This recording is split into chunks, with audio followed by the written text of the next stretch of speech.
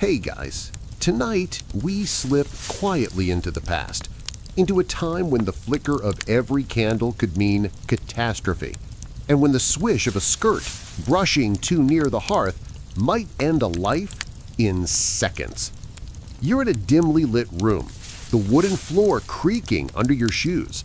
A kettle hums low on a fire grate. The smell of boiled cabbage and damp wool hovers in the air. A woman bends near the flames, adjusting a pot, and for a split second, the trailing hem of her dress flirts with the fire. You hold your breath. And you remember, they don't have stop, drop, and roll yet. You probably wouldn't survive this.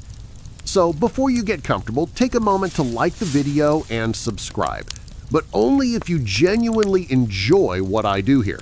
And hey, while you're at it, post your location and local time in the comments. I love seeing where and when you're watching from.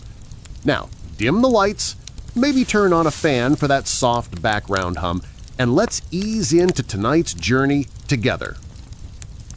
You trudge into the thick of 18th century England, where the line between luxury and liability is razor-thin.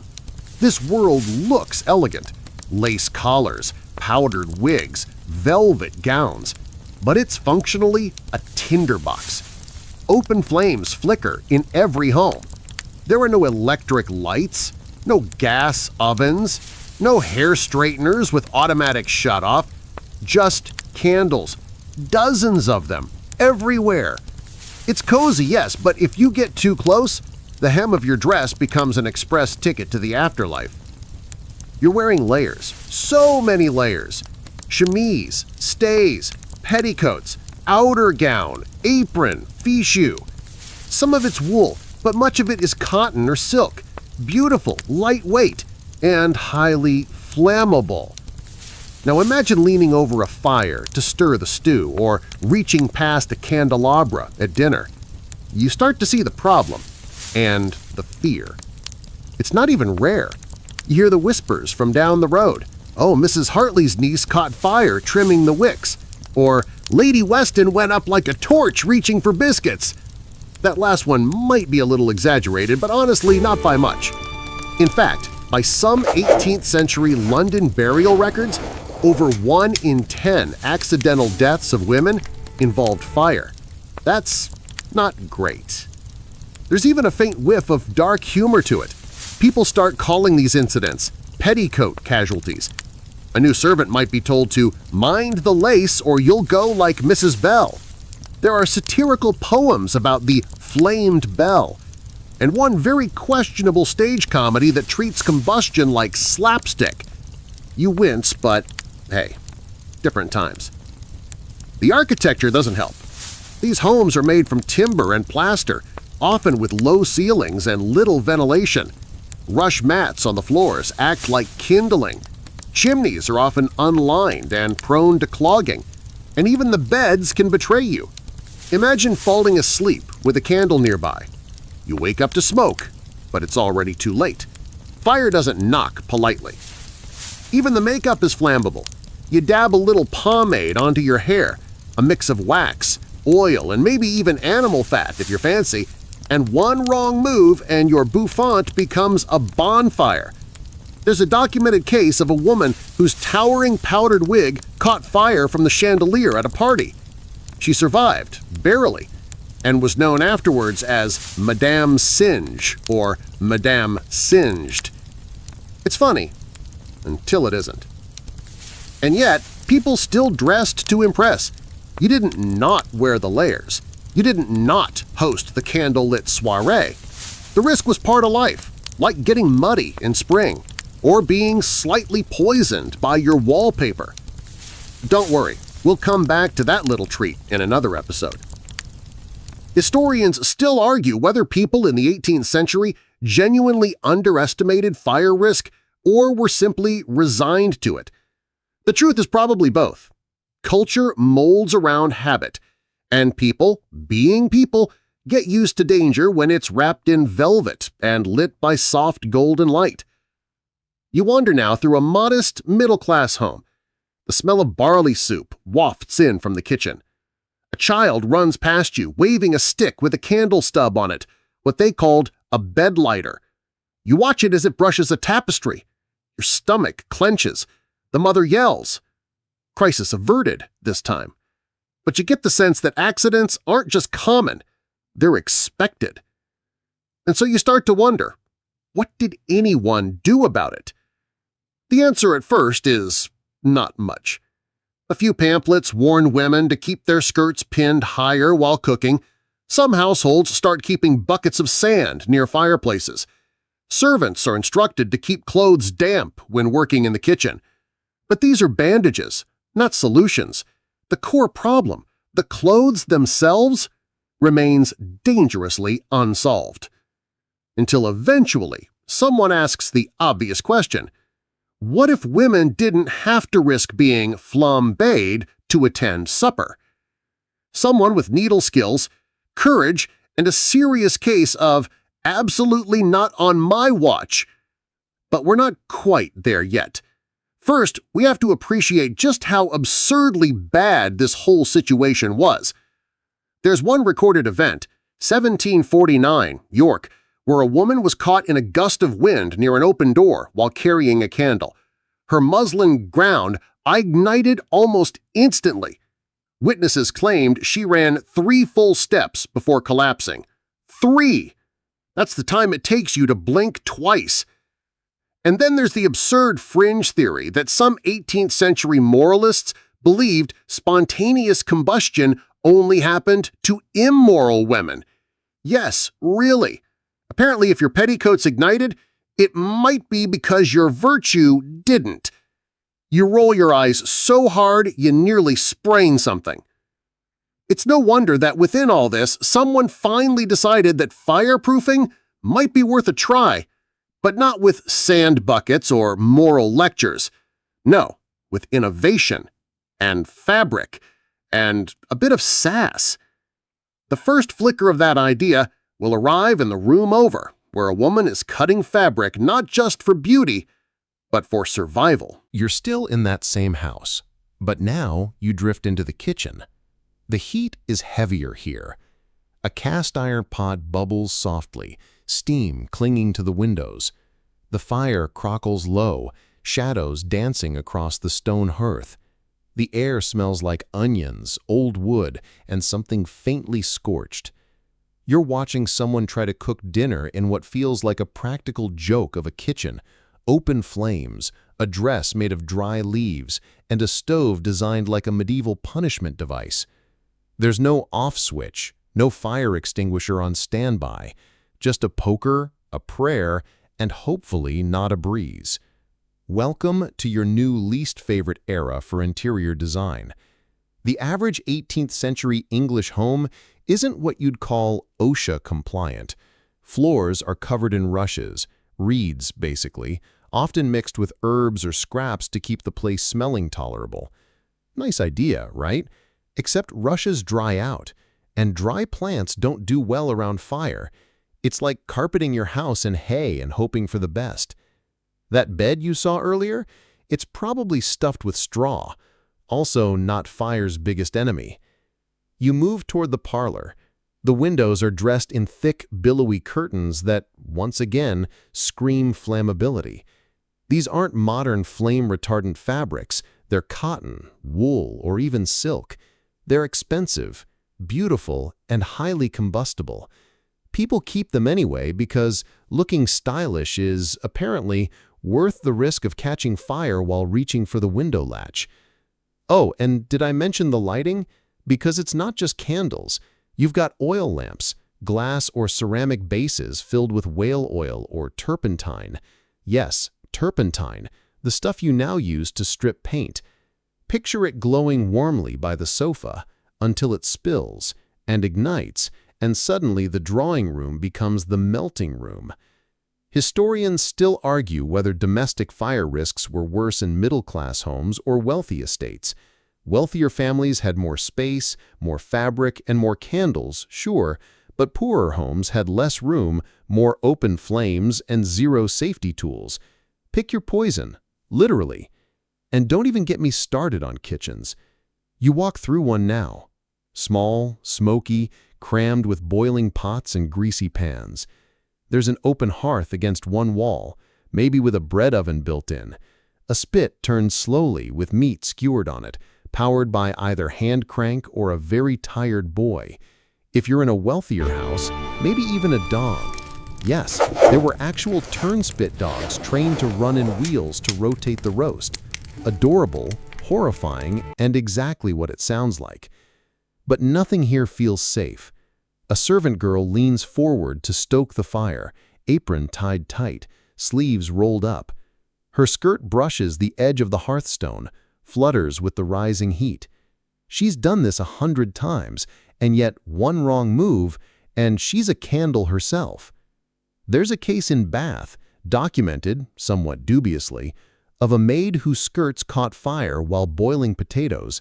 Her mistress, instead of helping, screamed and ran out of the room. The maid rolled herself in the rug and survived. The rug didn't. Stories like this dot the 18th century landscape like scorched footprints.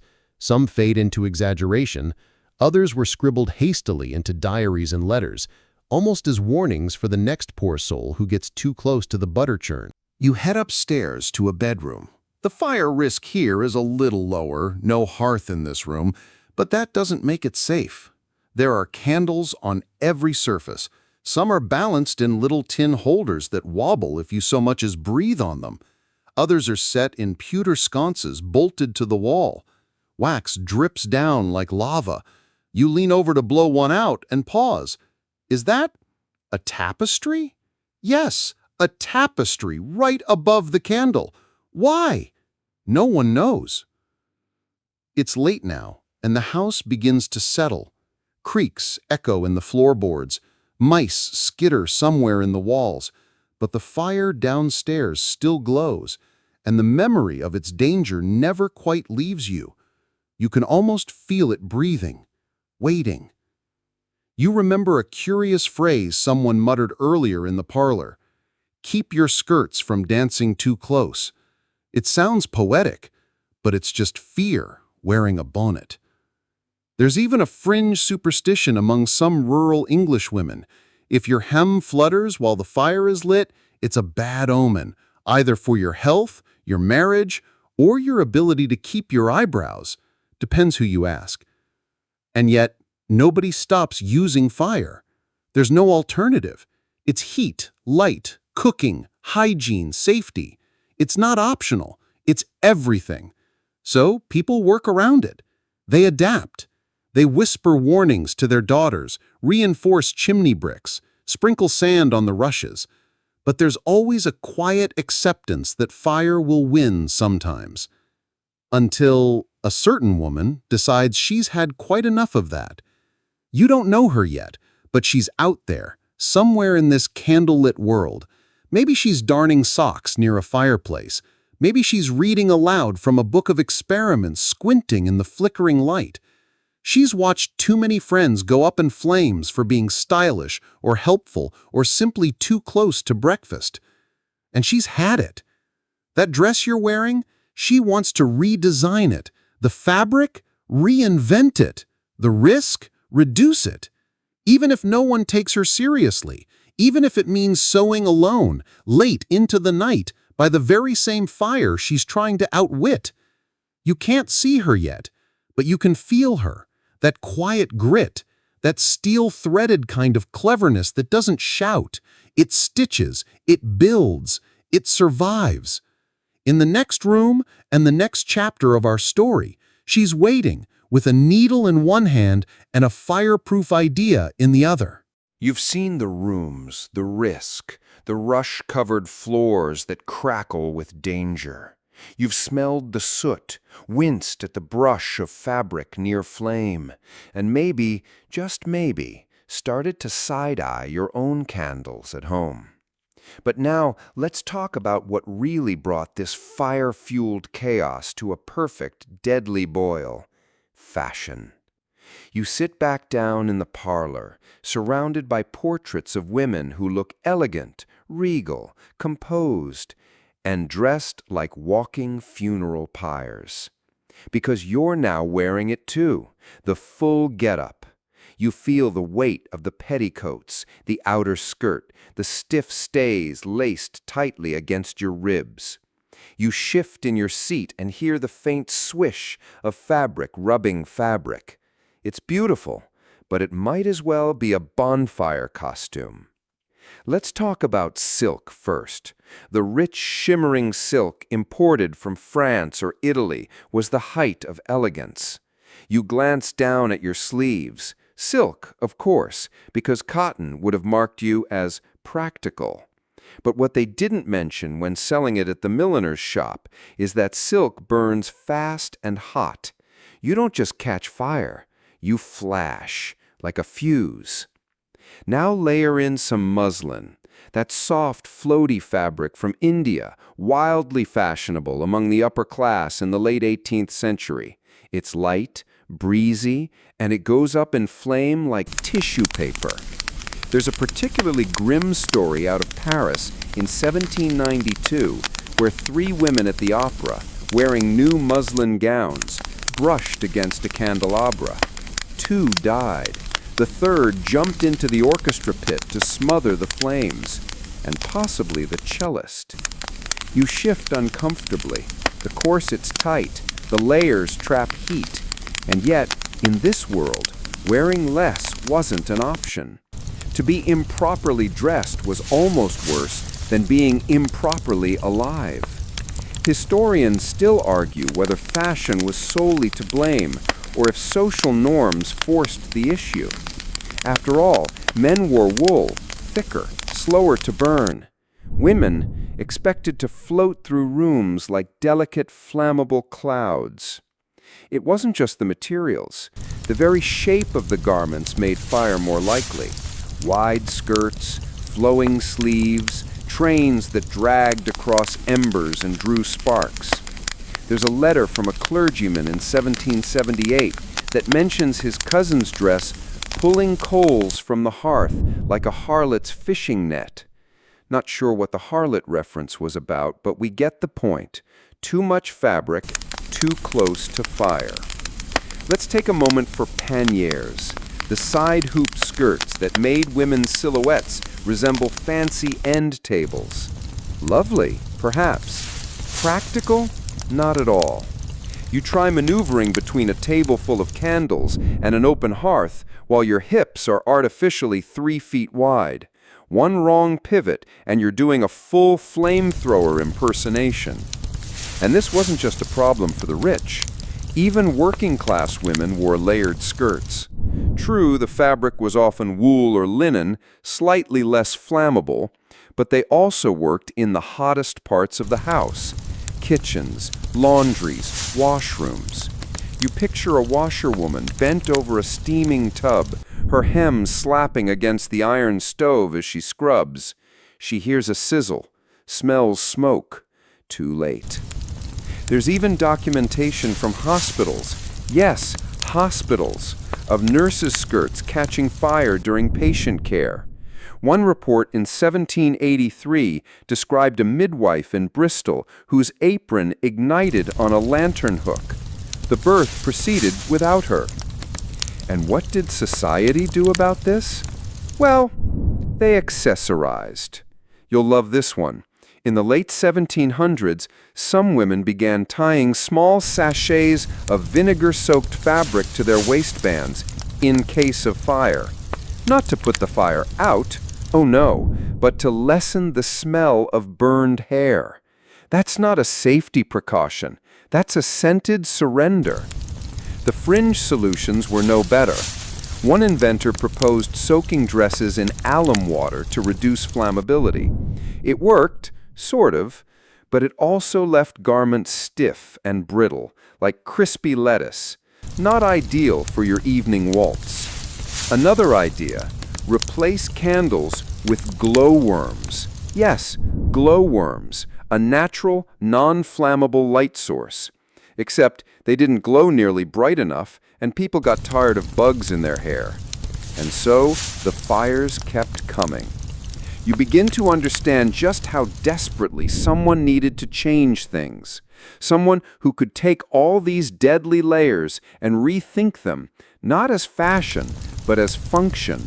Someone who could thread science through a needle and pull out something that didn't ignite on contact.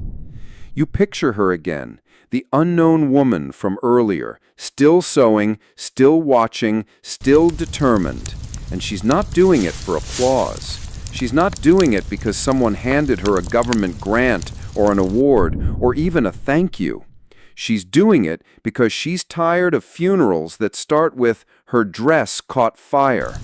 She's doing it because every time someone says, "That's just how it is," she quietly, stubbornly asks, "But does it have to be?" You step outside for a moment. The sun is setting, casting golden light on a row of houses with their chimney stacks puffing gentle smoke into the pink sky. From one window, you hear laughter. From another, a lullaby. And from a third, a sudden shout, then silence.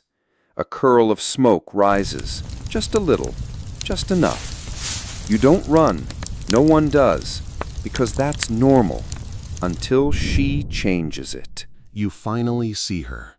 She's seated at a wide wooden table, a thread pinched delicately between her fingers, a swatch of strange fabric spread before her. Her name is Sarah Guppy. She's in her early 40s, and she's wearing the look of someone who's been underestimated too many times and is just the tiniest bit over it. There's a teacup, half drunk and cooling fast. There's an oil lamp, flickering gently, not quite close enough to burn anything, but you can tell she's keeping one eye on it anyway. Her dress is simple, sensible, and you get the distinct feeling that if it ever caught fire, it wouldn't be by accident. You don't recognize her yet. Most people don't. History forgot her in favor of louder names. But make no mistake, Sarah Guppy is about to become the unsung heroine of fire-safe fashion, and she's going to do it with a sewing needle in one hand and a blueprint in the other. Now, officially, Sarah is remembered for other things. Born in 1770 in Birmingham, England, she eventually becomes an inventor, an engineer, a designer of bridge structures, a patent holder, and, if the gossip's true, a quiet advisor to men whose names ended up in textbooks instead of hers. But right now, she's just a woman who's tired of watching people die stupidly preventable deaths. You sit across from her. She doesn't notice, or maybe she does and just doesn't care. She's muttering to herself, sketching in the margins of an old linen ledger. Little notations in looping cursive. Must resist heat. Flexible seams. Maintain dignity. Yes, that last one is important. Because here's the tricky part. In 18th century society, women's clothing didn't just need to be safe, it needed to be pretty. Functional was fine, but if you couldn't wear it to a dinner party without someone raising an eyebrow, it was a no-go. Sarah knows this, and she's ready to thread the needle between survival and style. Historians still argue whether Sarah's fireproof petticoat was her own invention or inspired by textile experiments from nearby Birmingham workshops. But most agree on this. She made it wearable. She made it real. She took scraps of treated fabric, possibly wool blended with early flame-retardant salts, and stitched them into a base layer women could wear under their gowns. Not bulky, not ugly, just invisible armor. You touch a corner of the fabric. It's rougher than silk, smoother than linen. There's a faint chemical smell, like old soap and iron. You remember hearing about alum salts, used to fireproof military tents and theater curtains. Maybe she used something similar. No one wrote down the exact recipe. Classic patriarchy move. The design is simple but genius. Instead of wrapping tightly like a traditional petticoat, Sarah's version flares outward subtly, creating a gap between the outer skirt and the body. This way, if the gown caught flame, the burning fabric wouldn't instantly touch the skin. A literal buffer zone. It bought precious seconds. And in fire, seconds are everything. There's a side slit, cleverly hidden in the seam for access to underlayers. There's even reinforcement along the hem. Heavier wool there, maybe even some early form of interlining that resisted fraying when scorched. The waistband is thick, hand-stitched, durable. And the best part? You'd never know it was different. She shows it to a neighbor, a baker's wife who recently singed her apron while kneeling by the oven. The woman gasps. She touches the fabric like it's magic. It isn't. It's science and tenacity sewn together with quiet fury. Word spreads, of course, not through newspapers or court announcements, but through back kitchens, parlor whispers, and careful nods at church. The design is replicated, adapted, tweaked for local fabrics. But the seed, the original stitch, that's Sarah. You sit beside her as she adjusts a bodice pattern. Her fingers move quickly, confidently. She isn't doing this for fame. She isn't even selling them, really. Sometimes she accepts payment. Mostly she shares the pattern. The goal isn't profit, it's prevention. One evening, her son mentions that he heard a girl down the street caught her dress on fire. Sarah doesn't speak, just tightens the corners of her mouth and threads another needle.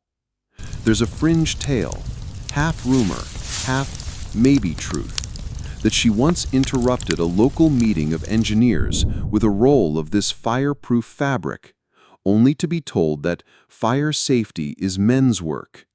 She left the room and returned an hour later with the hem of her skirt smoldering and no burn on her leg.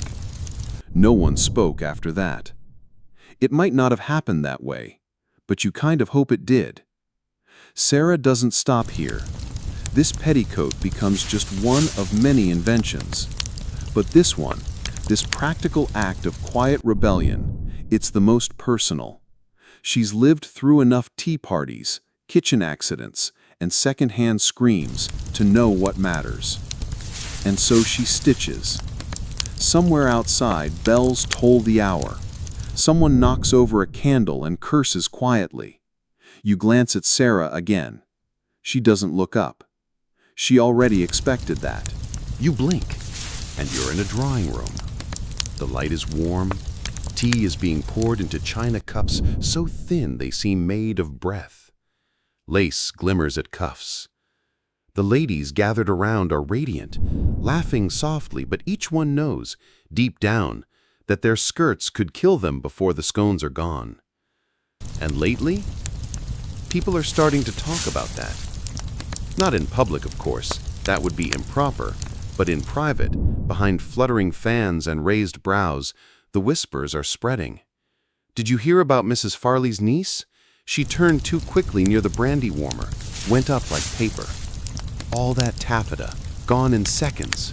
She was only 17. You listen, and you understand why Sarah Guppy couldn't just let this keep happening. You also begin to notice something else. These aren't just idle tea-time tales of tragedy. They're code, warnings. These women have memorized each other's stories because they see themselves in the ashes. And now, there's a ripple of hope, quiet, sown hope, because someone is doing something about it. You can almost hear it at the edge of the conversation. Sarah Guppy. They murmur it like a spell, a woman, a real one. Not a duchess or an aristocrat. Someone who writes and sews and experiments. Who hasn't just talked about fireproofing dresses, but actually made one. And not just made it, worn it, survived it. Of course, not everyone is pleased. You attend a gentleman's club one evening. Not really your scene, but you're curious. A cluster of powdered wigs and puffed pride. The room smells of port and pipe smoke. Some baron with a jaw like a drawer mutters, "Women should mind the stove, not redesign it." Another laughs and says something about bloomers catching fire being natural selection. Lovely crowd. Historians still argue whether male backlash was about the invention itself or the idea that a woman dared to fix something they hadn't. Regardless, the opposition was real. Sarah didn't have social media, of course, but if she had, her comments would have been a dumpster fire. Probably a few threats about ruining tradition. But here's the thing. They could laugh. They could dismiss her. They could scribble sarcastic poems and shake their polished heads. What they couldn't do was unburn all the wives, daughters, and servants whose lives might have been spared with an extra layer of wool and ingenuity. And some women didn't wait for permission. You follow the ripple effect now, room to room. One housemaid shows another how to sew the special lining into an underskirt. A midwife mentions she's heard of something called a guppy guard, a nickname for petticoats sewn from heat-treated canvas. Two cousins in Dorset modify the idea for maternity gowns. In Edinburgh, a milliner tries to recreate the fabric using vinegar-soaked flax, then mutters, "too stiff," and starts over. Everywhere you look, women are experimenting. Not inventing in the Edison sense, but in the kitchen table, under the lantern, pass it to your sister sense. This is community innovation, the kind that never makes it into textbooks, but which saves real lives. One story stands out. In a village outside Exeter, a baker's wife teaches 3 teenage girls to stitch flame-resistant hems into their working skirts. A month later, one of them spills lamp oil across the fireplace stones. Her dress ignites, but only the outer layer burns. She throws it off in time. She walks away. They call her Lucky Nell. But it wasn't luck. It was linen, alum, and the stubborn foresight of women who refused to be ash. You hear something then. Laughter. But this time, it's not mockery. It's in the voice of a woman who's just realized her daughter won't have to memorize exit paths at every tea party, that her apron might protect her instead of betray her, that the future, for once, feels like it's leaning in her favor. And Sarah? She's still sewing, still improving.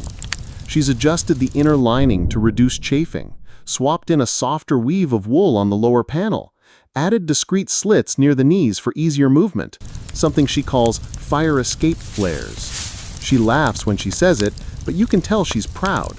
Not loud proud, just enough. There's no big unveiling, no royal commission or medals or congratulatory parade. There's just a growing hum of acknowledgement among women who've had enough of dying for fashion. And yet, as with all things led by women in the 18th century, there's danger. Not of fire this time, but of erasure. You can almost feel the future already trying to forget her, like it's impatient to credit someone more official, more male, more documented. But for now, for this moment, she's winning. And the only thing burning is the old assumption that women just had to live with the risk. You sit in a parlor filled with women who have no idea their lives are about to be longer, or that their quiet conversations will one day ripple across centuries, stitched into every fabric safety standard that follows. They just know this. The dress feels a little heavier now, but it also feels like armor. And that's something no corset ever offered. You're back in Sarah Guppy's modest workshop. It's early morning, and the windows glow pale gold as sunlight filters through hand-blown glass panes. Everything is quiet, except for the rhythmic snip-snip of scissors gliding through fabric and the occasional scratch of quill against paper. And something else, a faint, sizzling sound. You lean in.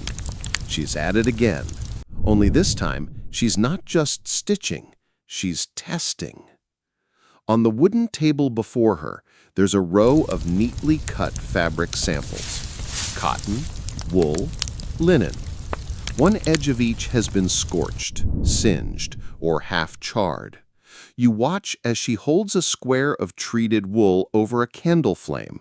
It blackens, curls slightly, but doesn't ignite. Her lips twitch into a smile. Not bad. Then comes the next test. Toast. Yes, toast. You raise an eyebrow, but stay silent.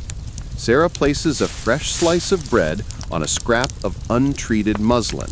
She lights a candle beneath it and waits. The muslin flares up instantly. Toast half charred, fabric gone. Then she does the same with her treated wool. The bread crisps gently, the wool smokes but does not burn. She notes this down with care, underlines it twice. The bread is irrelevant, but the comparison? Genius. Any housewife watching that test would understand immediately, this could protect my daughter. Historians still argue whether these tests were recorded formally or shared word of mouth. There's no surviving ledger marked toast versus fire final report, but the anecdotal trail suggests she repeated this method again and again, with different materials, different flame heights, different fabric weaves. At one point, she even tries an embroidered sampler dipped in a mixture of salt water and vinegar. It resists fire slightly. Not good enough, but she files it away in her mind, because that's how she works. Nothing is wasted. And then there's the cat. You weren't ready for the cat. It saunters into the room, sleek, gray, tail curling like a question mark. Sarah pauses her notes and raises an eyebrow. Well, let's hope you're less flammable than last week's lace. The cat hops onto the table directly onto a singed patch of fabric. It sniffs, lies down, purrs. Sarah smiles, gently shoos it aside, then lifts a sample of a particularly coarse, tightly woven wool treated with alum. This one is promising. She holds it above the flame, and the fire recoils. The fabric chars at the edges, but the middle stays strong. She grins. It's not invincible, but it fights back. She has no lab coat, no assistant, no clipboard, just hands calloused from years of sewing and a mind like a flint spark. Small, fast, impossible to ignore once ignited. Now she tries layering. One treated petticoat beneath a normal silk gown. It's heavier, a little stiff, but it buys you time. You test this yourself in her stead, imagining the gown igniting at the hem, the outer layer feeding flame, and the lining halting it just enough to scream, to run, to stop, drop, roll. Well, okay, they didn't have that yet, but still, it's better than nothing. You imagine her taking these tests to the neighbors. And she does. One widow down the lane agrees to trial a new petticoat while baking. Another wears it to evening church. It's discreet, comfortable, and by the end of the week, 2 more women are asking for one. The design spreads like wildfire, ironically, but in a good way. Still, there's one moment no one talks about much. It's said Sarah once tested a full fire skirt on a mannequin. You see it now, propped awkwardly in the corner of her workroom. It's barely more than a frame wrapped in fabric, but she treats it like a guest. She positions it in front of the hearth, places a candle beneath its hem, and lights the edge. Her husband, yes, she had one, watches from the doorway, skeptical. Flames lick the bottom, rise, then stop. They crawl along the hem like bored insects, searching for fuel, and finding only resistance. She nods, says nothing, just writes 2 words in her journal. It holds. There's no fireworks, no confetti, just a room that smells faintly of toast, singed wool, and victory. But it's enough. One small note here. There's still debate among scholars about whether Sarah truly conducted all these tests herself or merely designed the fabric and outsourced the fire trials. But if you've spent 5 minutes in this room with her, you know the truth. This is a woman who lights her own fabric samples, who risks her eyebrows in the name of science, who keeps a bucket of water just off to the left in case the toast gets too ambitious. She doesn't do this because she has to. She does it because she knows what's coming if no one does. And she knows that fire doesn't wait for permission, or status, or a degree. It just takes. And she's not going to let it. Outside the house now, you hear horses clop by. Hear the distant chatter of market-goers and children yelling about marbles. The world spins on, oblivious, mostly. But in this one corner of it, a woman just made the world fractionally less deadly. And all it took was wool, science, stubbornness, and a very brave slice of toast. You're sitting in the back of a parlor now, watching a different kind of fire spread. Not the literal kind, thankfully, but one made of rumor, resistance, and reluctant curiosity. Sarah Guppy's design is out in the world. It's real, it works, and word has gotten around. But instead of thunderous applause and calls to mass produce, what you hear is laughter. From the men, mostly. One gentleman chortles into his teacup, a fireproof petticoat. Next they'll be selling armor for chickens. Another dabs his lips and mutters that it sounds heavy and hysterical, which coincidentally also describes him when he finds out his club has run out of brandy. You shake your head. But Sarah doesn't respond. She never does.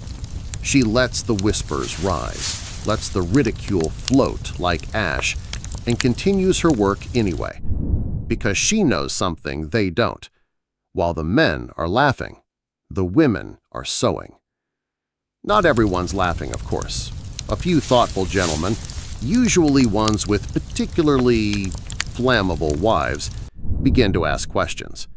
But their voices are quiet. The prevailing wind, as always, favors mockery. And the journals? They remain silent. No formal announcements, no society-wide endorsements, no headlines. Historians still argue whether the silence was due to social norms or something more deliberate, the deep discomfort of a world in which women start solving the problems men didn't know existed. But in the sewing circles, the story is different. You see them huddled in twos and threes, whispering over scraps of wool like they're planning a heist. You spot a governess sliding a bundle of fire-treated lining into her handbag. You watch as a dressmaker in Bath starts offering invisible safeties to her most trusted clients. Sarah doesn't sell patterns in mass. That's not her style. But she shares the method freely, through letters, gatherings, and that magical mid-18th century distribution channel known as gossip. It spreads best among the working women, cooks, nannies, midwives. They understand risk in ways the lords and bishops never will.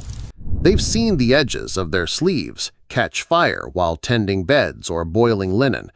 They've watched embers leap from the hearth and onto a hem. So when someone says, "There's a woman in Clifton who's making petticoats that don't burn," they listen. In one small village, details lost to time, but rumored to be near Bath, an entire kitchen staff stitches a version of Sarah's lining into their uniforms.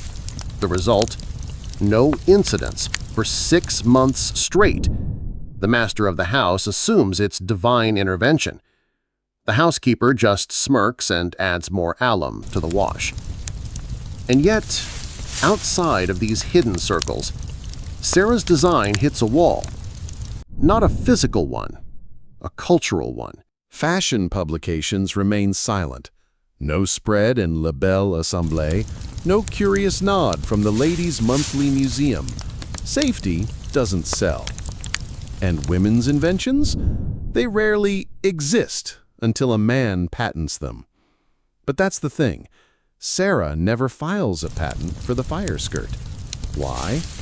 Well, several reasons. The patent process in 18th century England is long, expensive, and inconveniently male. Married women often couldn't own intellectual property at all. It defaulted to their husbands, which meant if Sarah had tried to patent the skirt, it would have legally belonged to Mr. Guppy. Delightful. Instead, she sidesteps the whole mess. She chooses not to patent it. Some say it was strategic, that by keeping it unofficial, it could be shared more freely. Others think she knew she'd never get proper credit anyway, so why spend the money? Either way, it works.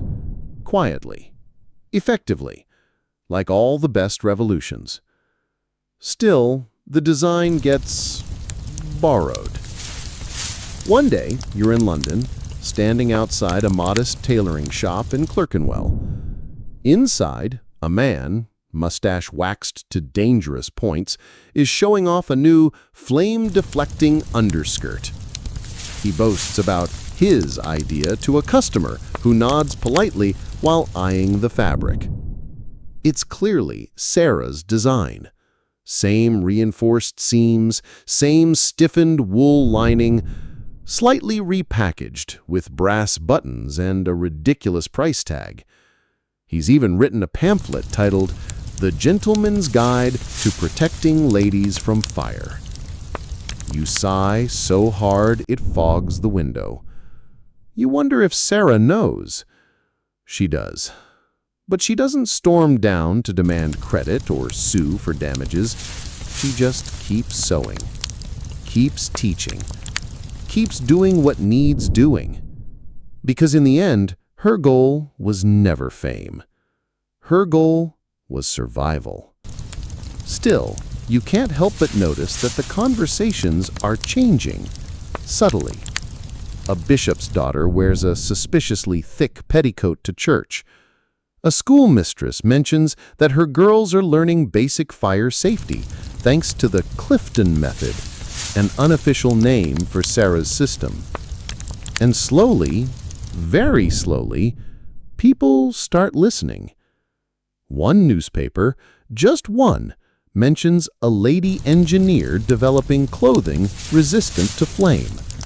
It doesn't name her, doesn't give details, but it's there, in black and white, like a spark. And from that moment, the laughter begins to fade. You glance back at Sarah's house now, warm light glowing from within. There's a fire in the hearth, of course, still flickering, still dangerous, but above it hangs something new. Not a tapestry, not lace. A swatch of singed wool, charred at the edges, intact at the core. A reminder that when fire comes knocking, sometimes the strongest shield is sewn in silence. You're sitting at a work table beside Sarah now, midday sunlight warming the room, the hum of bees outside, the faint scent of scorched wool still clinging to the edges of the windowsill.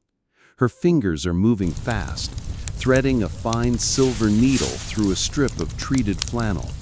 Every few minutes she pauses, snips the thread, and runs her palm across the fabric, as if checking for fire ghosts.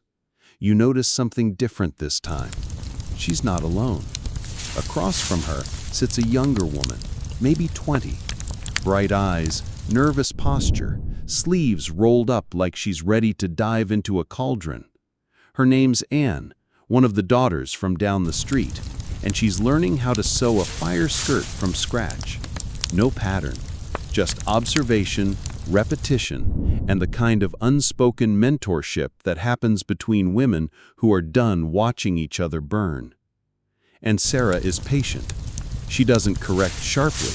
She simply says, "Try again," or "Look where the fabric wants to go." It's part sewing lesson, part philosophy.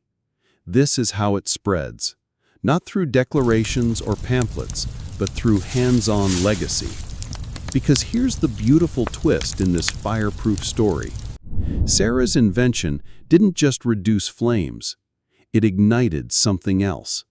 It lit up the idea that women could invent, that they could design, test, refine, not just for parlors or petticoats or parlor petticoats, but for safety, survival, science.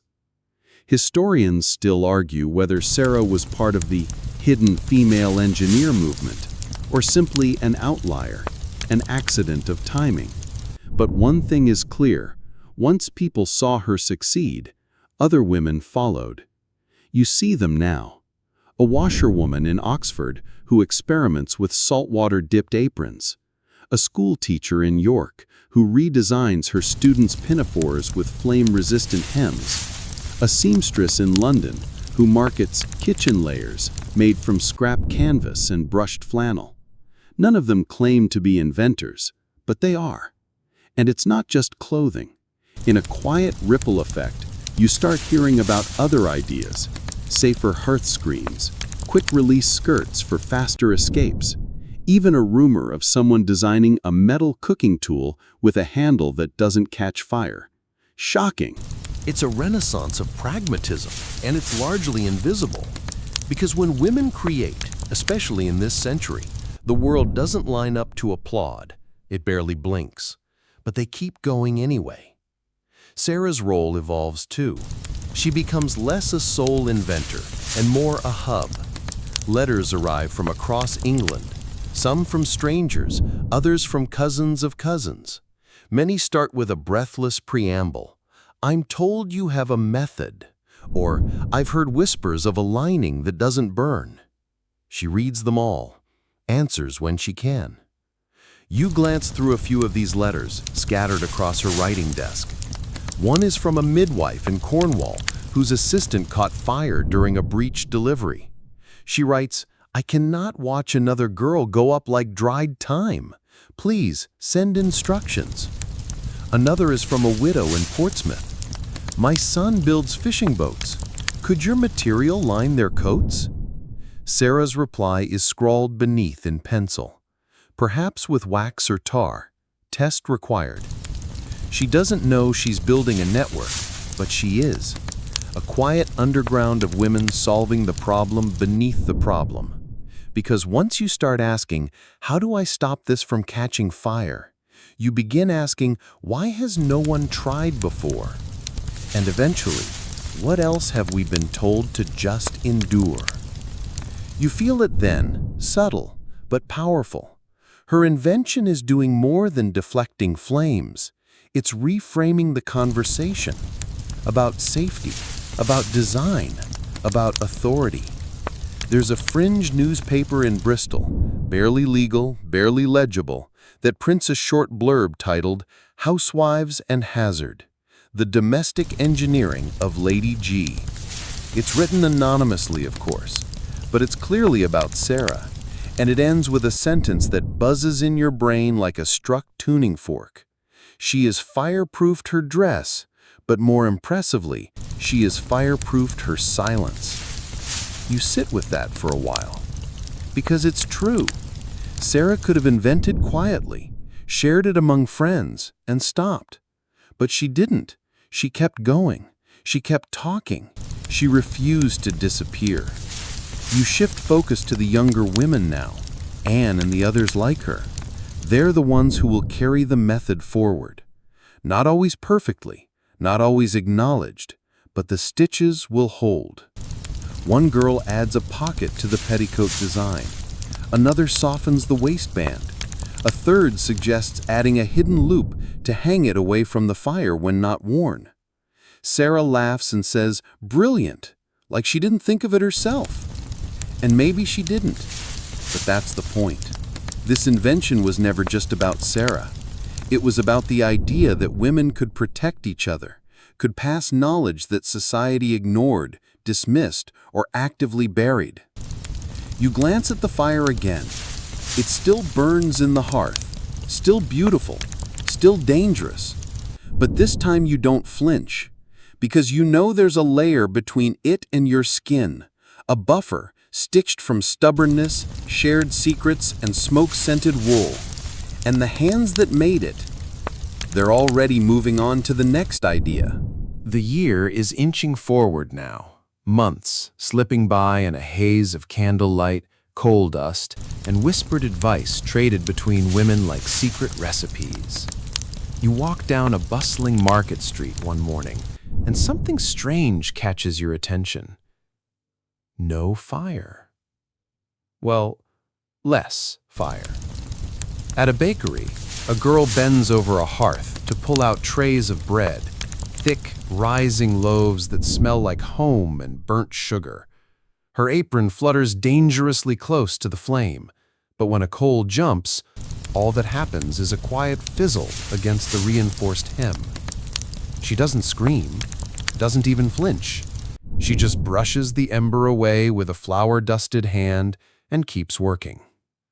You smile, because you recognize that apron design. It's Sarah's. Except now, it's everywhere. It's been tweaked, modified, interpreted differently in every village and home, but the core idea is the same. Barrier, buffer, breath between you and the fire. No one calls it the guppy guard anymore, not officially.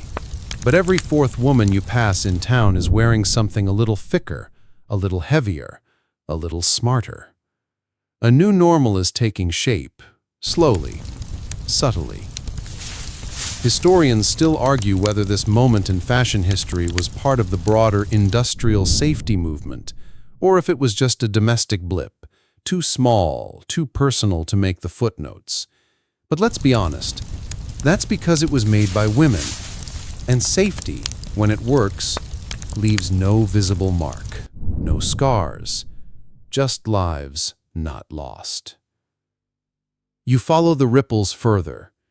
In Liverpool, a textiles shop starts offering what they call hearth-safe layers as optional linings. In Norwich, a group of seamstresses launches a side hustle making children's sleep gowns out of treated wool.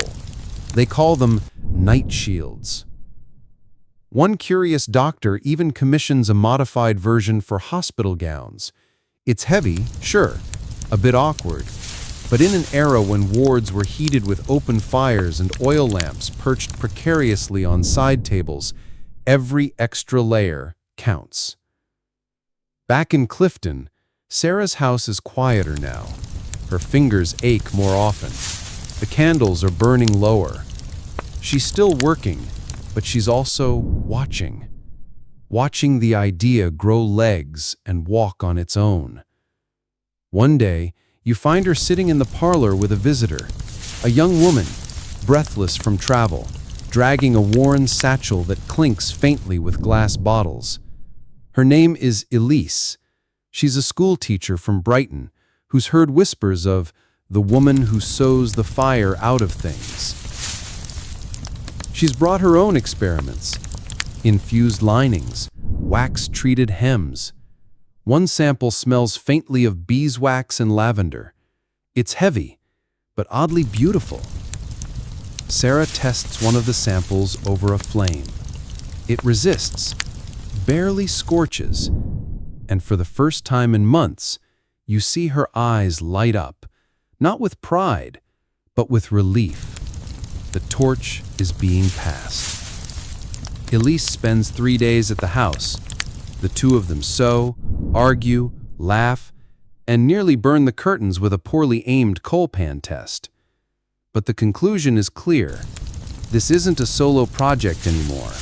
It's a movement, a stitched rebellion.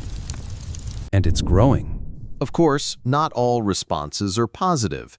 There's still grumbling from traditionalists. One particularly snide minister claims fireproof skirts are unwomanly. He's later seen running from his study after accidentally igniting his sermons. You allow yourself one smug smirk. Meanwhile, Sarah documents everything.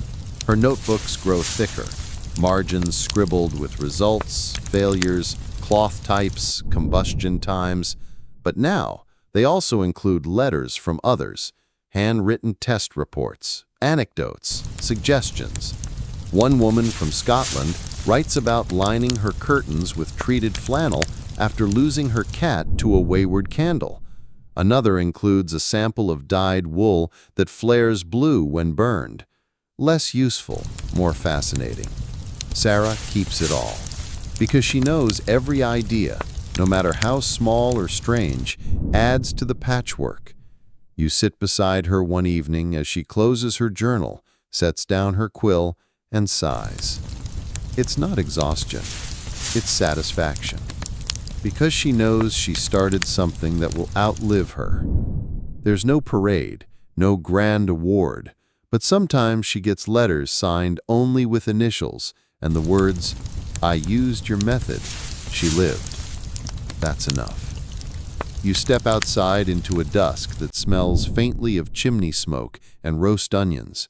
A girl runs past, her wool skirt fluttering.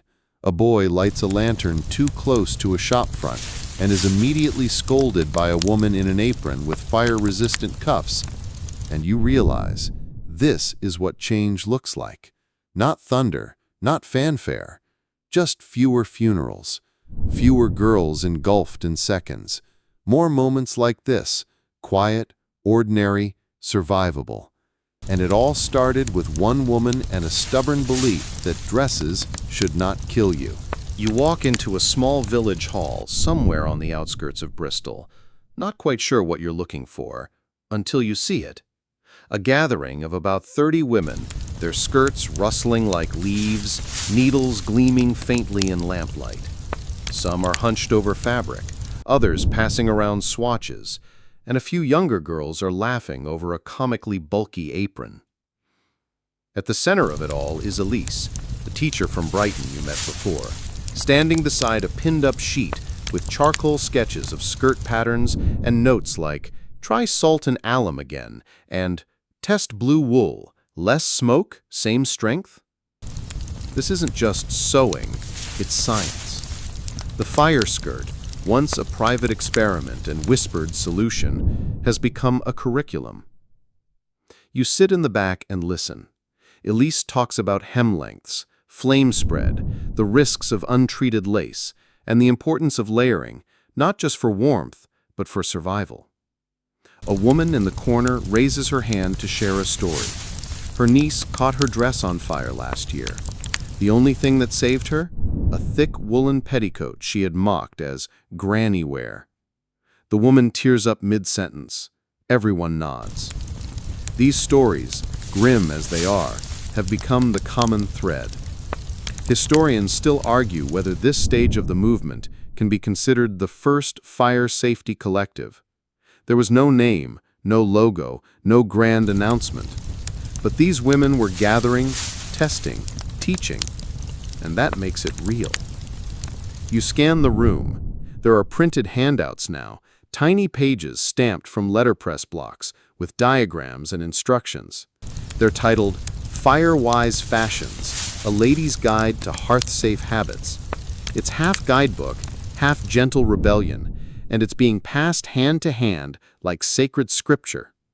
One illustration shows a silhouette of a woman mid-step, her skirts flaring just far enough from a fire to be safe.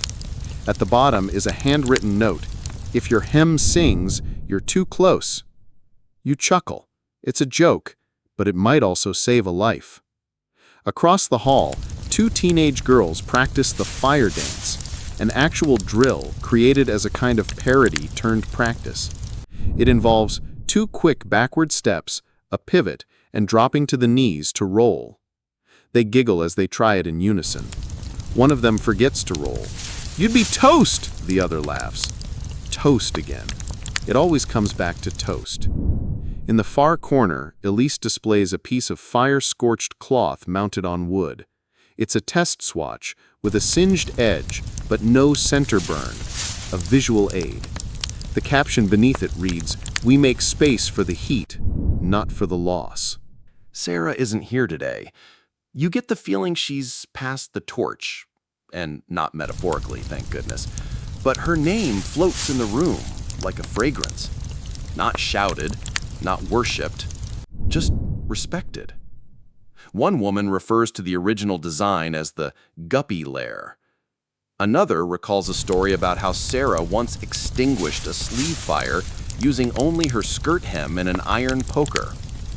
That tale is almost certainly embellished, but it doesn't matter. It's the idea that lives on. Outside the building, the world is still the same in many ways. Streets crowded with carts, smoke curling from chimneys, children chasing each other too close to bonfires. But in the lives of these women, something has changed.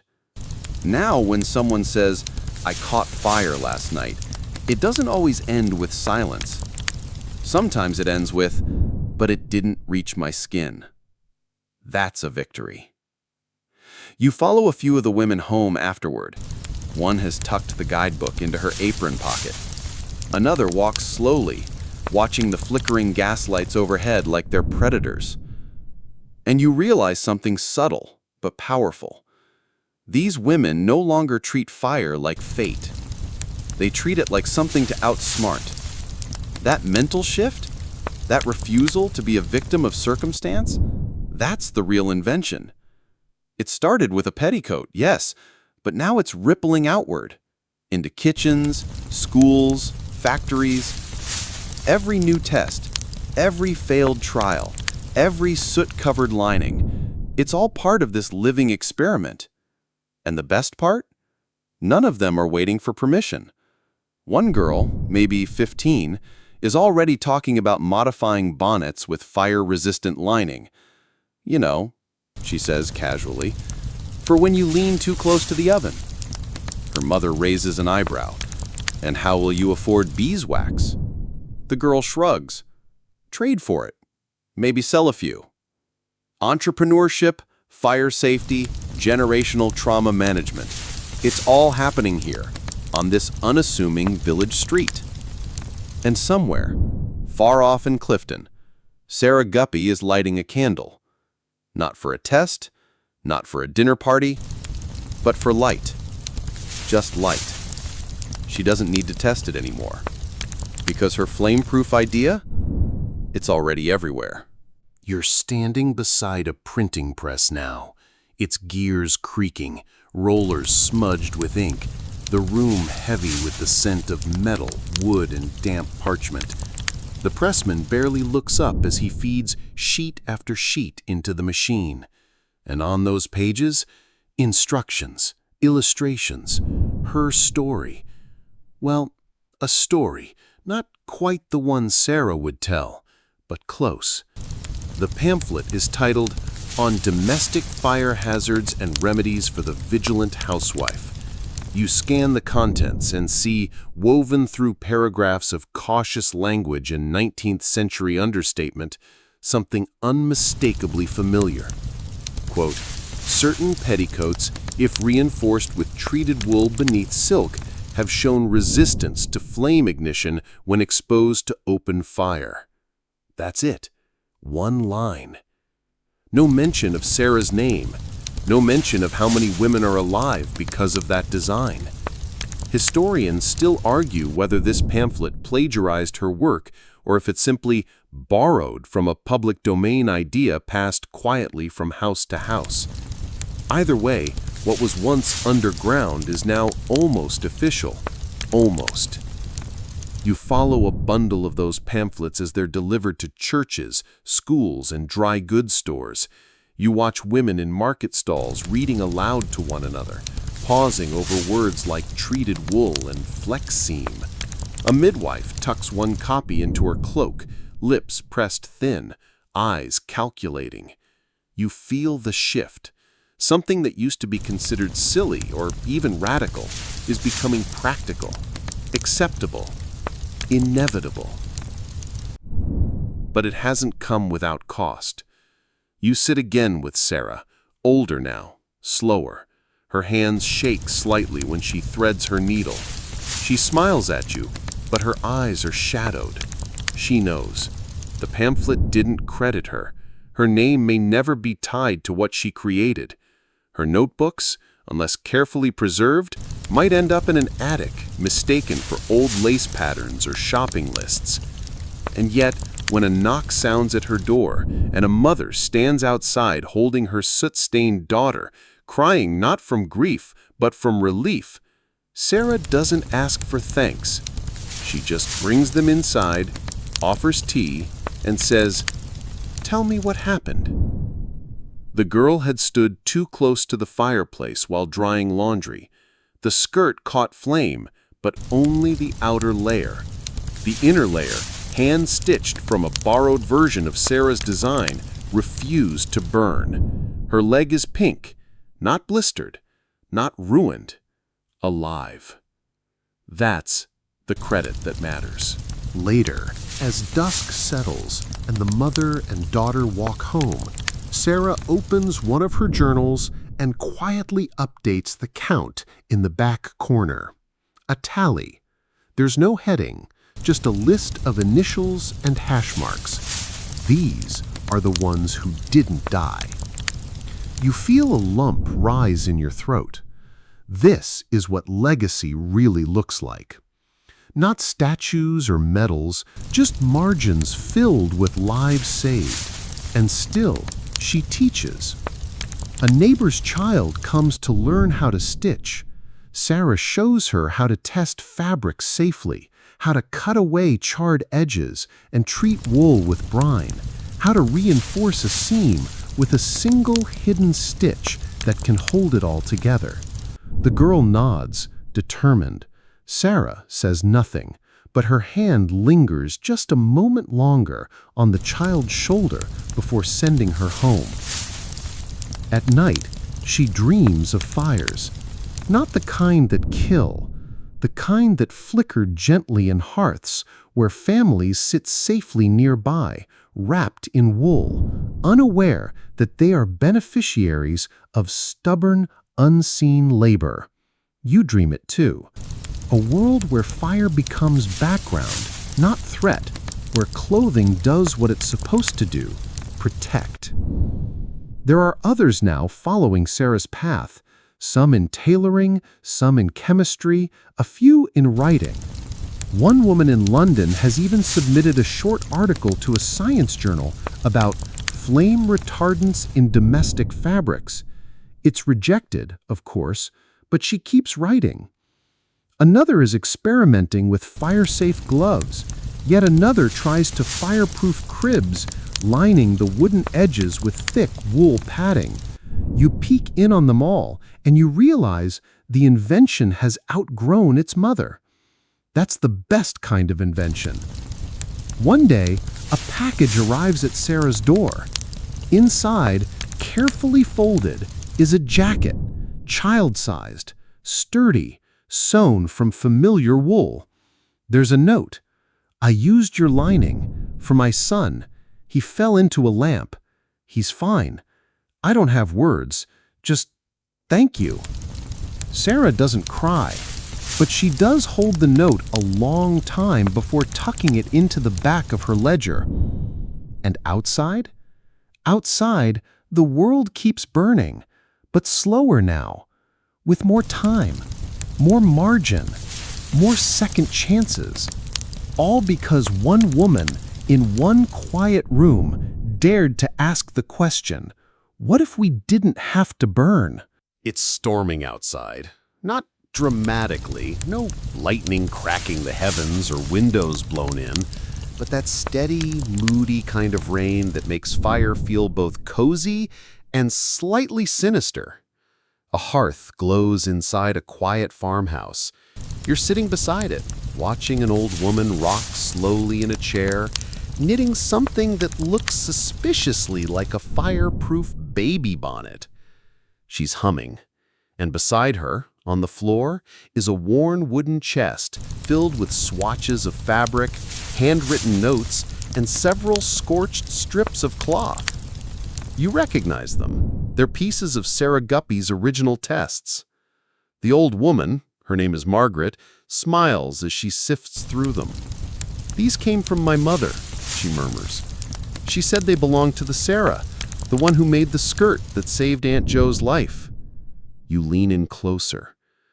Margaret isn't famous. She's never published a paper, but she's a keeper. One of the women who remembered, who preserved, who passed things down without ceremony. She's the reason stories survive between the cracks of official history. And as she talks, you start to piece together something deeper. The real impact of Sarah's invention wasn't just practical, it was cultural. It gave women a reason to gather, to experiment, to trust their own ingenuity. Before Sarah's design, fire was a lurking threat no one questioned. After, women began to question everything, like why the fireplaces were so low, why children's clothing was so thin, why cooks stood for hours in gowns that acted like kindling. Historians still argue whether this constitutes a proto-feminist safety reform movement. Try saying that 5 times fast. But definitions don't matter to Margaret. She just calls it clever living. You reach into the chest and pull out a folded scrap of writing. A letter.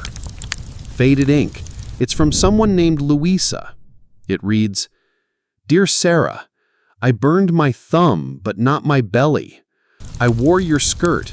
I ran through the door screaming, but the fire only followed me halfway. The rest stayed in the hem. You saved me. Yours in wool and awe, Louisa." Margaret chuckles. "She always was dramatic," she says. You nod. "But that letter, it's a time capsule. It's proof that behind every fabric sample was a body saved, a scream not silenced, a child not orphaned." Outside, the rain softens. Inside, Margaret points to a framed swatch of gray wool on the wall. She says, "That was mine." She says, "I wore it the day the barn caught fire. Didn't even realize I was on fire until I wasn't anymore." You blink. That sentence shouldn't make sense. And yet it does. In that same village, you hear that a local church recently started offering hearth safety as part of its housekeeping lessons for young women. Nothing radical, just a unit tucked in between needlepoint and proper soup etiquette. But it's there.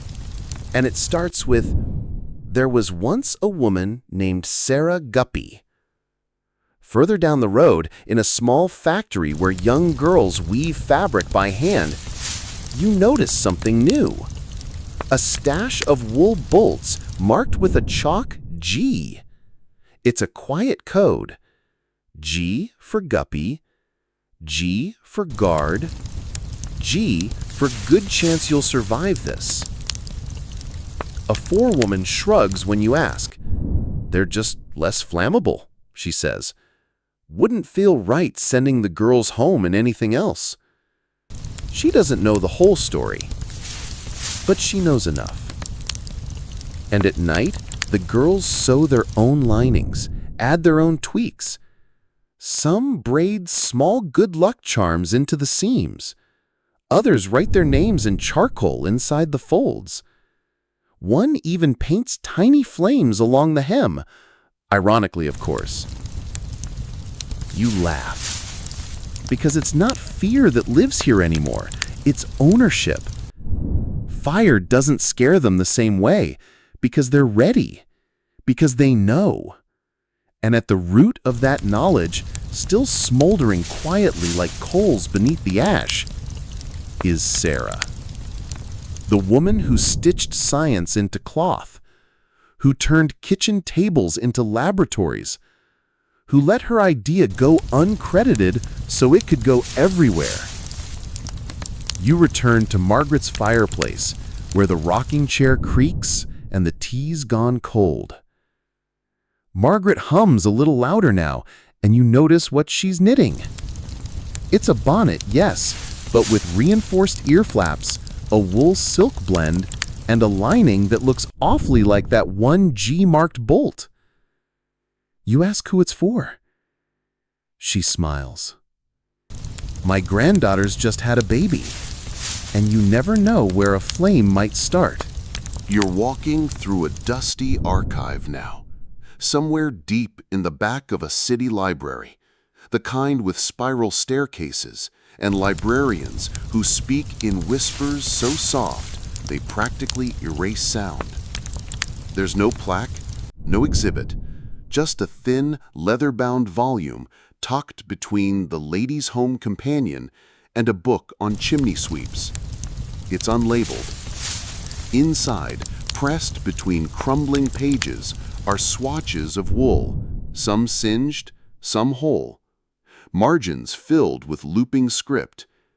You realize you're looking at a kind of field guide, handwritten by several different women, their notes layered over each other like a palimpsest of survival. There's no title, just a single sentence on the first page. "We stitched because no one else would. You're staring at a legacy so quiet it was almost lost.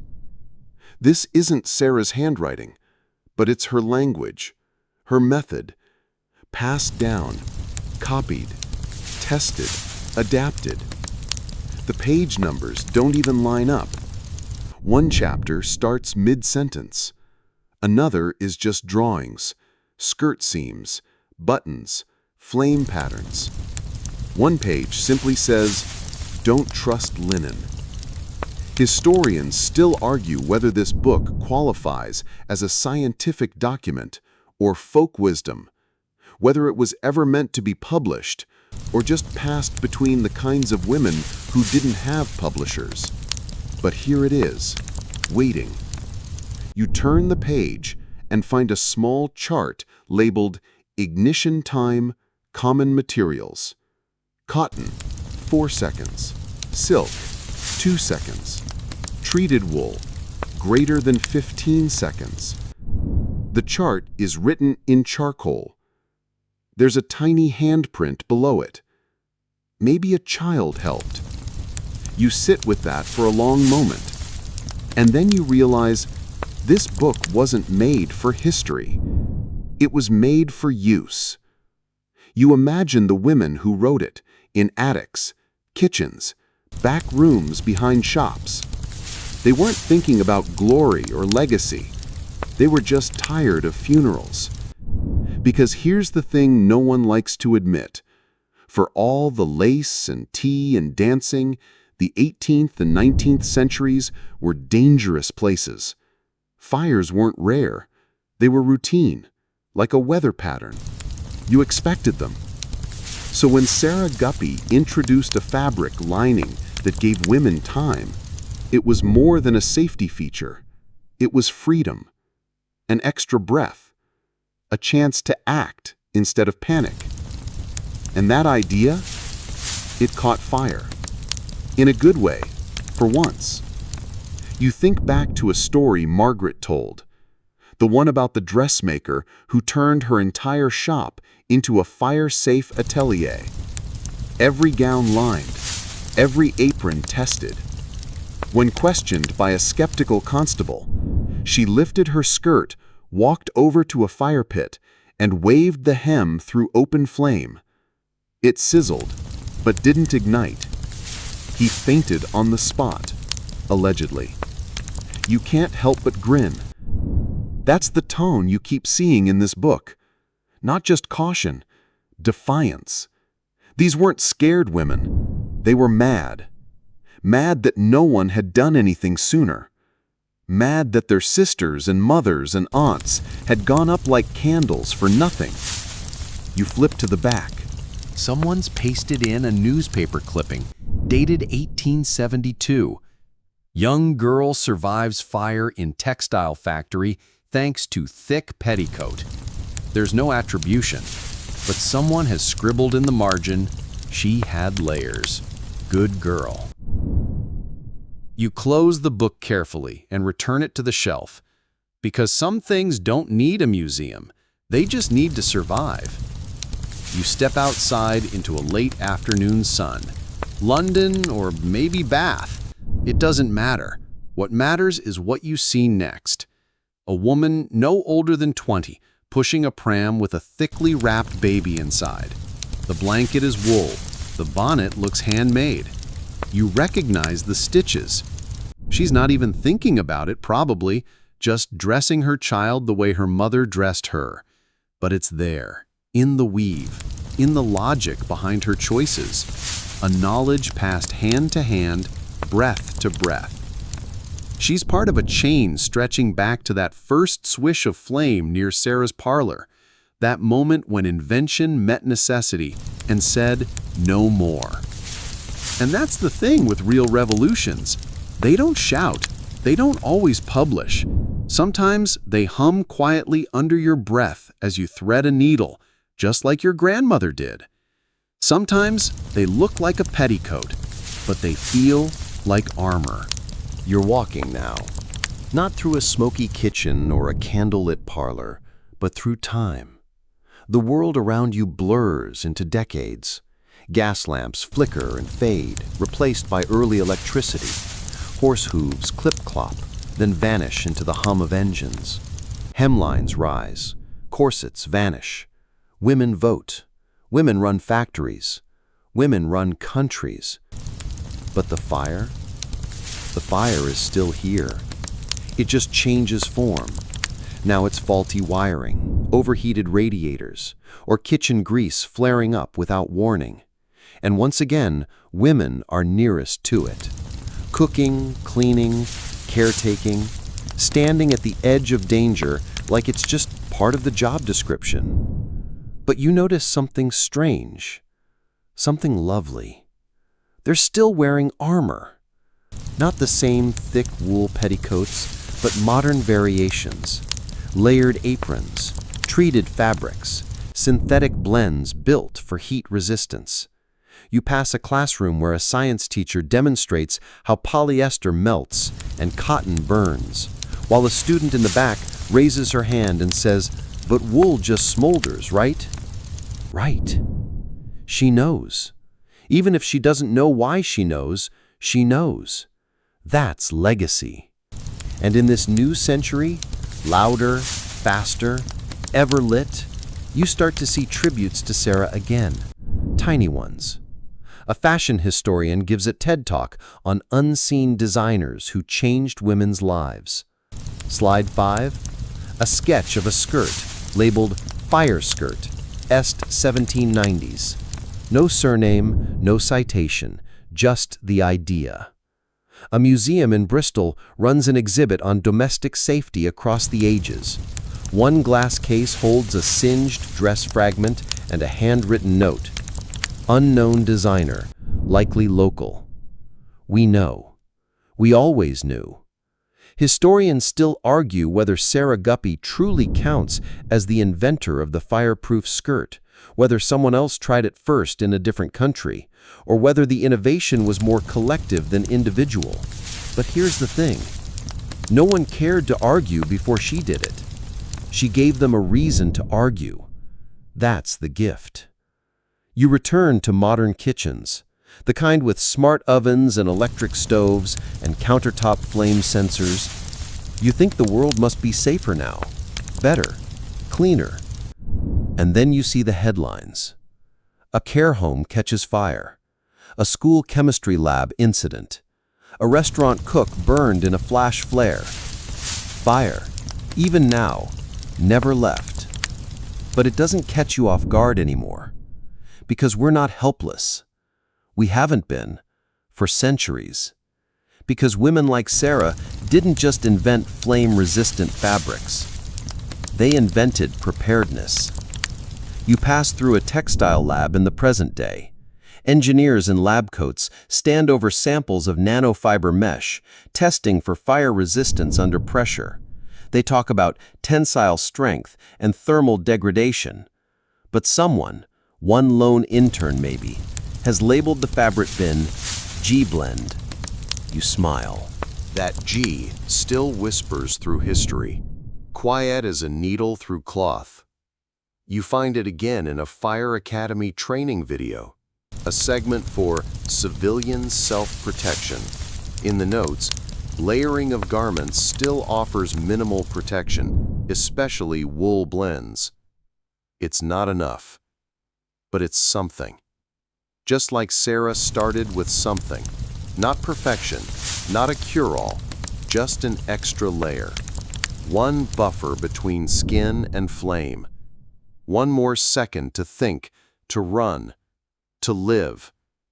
You glance at a modern fire suit now, thick, armored, laced with Kevlar and composites that would make Sarah faint. You think, she'd be proud. She'd ask about the stitching.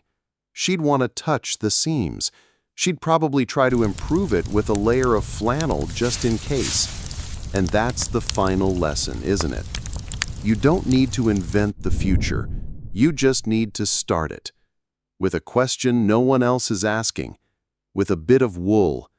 With a refusal to burn quietly. Because every flame-proof fabric you touch today, Every warning label on a child's nightgown, every demonstration at a school fire drill, it all traces back, like threads knotted through time, to one quiet woman staring at a hearth and deciding, no more. You're standing in a house again. Not Sarah Guppy's this time. This one is modern. Clean lines, soft lamplight, and no open flames in sight. There's a ceramic heater in the corner, a smoke detector blinking gently on the ceiling, and a fire extinguisher tucked near the kitchen. You breathe in, and it smells like lavender detergent and toasted bread. Safe. And yet, you can't stop thinking about skirts, about seams, about the things that protected lives before there were fire marshals and sprinkler systems and building codes. You walk past a linen closet, and your hand brushes a folded woolen throw blanket. It's soft, thick, dense enough that, in another time, someone might have made a petticoat from it. For a moment you wonder, would it still work? You sit on the edge of the bed and imagine you're wearing one of Sarah's skirts, not for fashion, but for defense. You imagine her sitting across from you with a pot of tea, turning her prototype over in her lap, muttering, "Well, it should be thick enough here if it doesn't hang too low." This woman, remember, wasn't famous. Not in the way history usually measures fame. No medals, no patent for the fireproof skirt, no portrait in a gilded frame. And yet, she changed lives. She bought people time. You can almost hear the scratch of her pen across parchment, the soft hush of scissors through wool, the crackle of fire just a little too close to the hem. You wonder how many evenings she spent staring into a hearth, picturing all the daughters, sisters, mothers who could still be alive, if only someone had started sooner. Historians still argue whether her invention spread widely or stayed local. But you know better, because legacy doesn't need a headline. It only needs to be remembered. And not just remembered like a statue in a park or a footnote in a lecture. Lived through. You step into the hallway of the house, and now you notice the safety labels sewn into blankets, the fabric blend on a child's stuffed animal, the words flame resistant on the tag of your own pajamas. It's everywhere. Quiet. Hidden. Woven in. You think back to the fire drill posters at school, the way they always mention rolling on the brown, the idea that your clothes can either kill you or save you. Sarah knew that long before anyone listened. And then, finally, you picture her older, still stitching, her eyesight going, her joints stiff. Maybe the fireplace is still warm beside her. Maybe not. But in your mind, she sets down the last needle, folds the last skirt, and breathes out. Because she knows now, someone will carry it on. Not just the skirt, but the mindset, the awareness, the questioning, the refusal to accept that something dangerous is simply how it's always been. And with that, dear listener, we begin to slow down. The night is quiet now. That flicker of flame, it's just a candle on a safe windowsill. The fabric you're wrapped in, sturdy, soft, and built with layers, like her petticoats were, like her legacy was. The world doesn't always remember the quiet ones, the seamstresses, the mothers, the question askers, but you do. You followed Sarah through the fires, through the stitchwork, through the long shadow of history that tried to forget her. And now, that memory is stitched gently into you. So you rest, knowing that even when the world was flammable in every way, someone thought to make it less so. Someone gave you one more second, one more breath, one more moment to wake, to run, to live. And tonight, you get to sleep in a bed warmed by invention, softened by time, and wrapped in stories that refused to burn. The rain has passed, the wind has settled, and somewhere, whether you believe it or not, a needle has paused mid-stitch, and a quiet voice says, "You're safe now." So breathe in, let your shoulders fall, and sleep knowing that one woman's stubbornness, sewn into every hidden seam, helped carry you through the fire. Good night.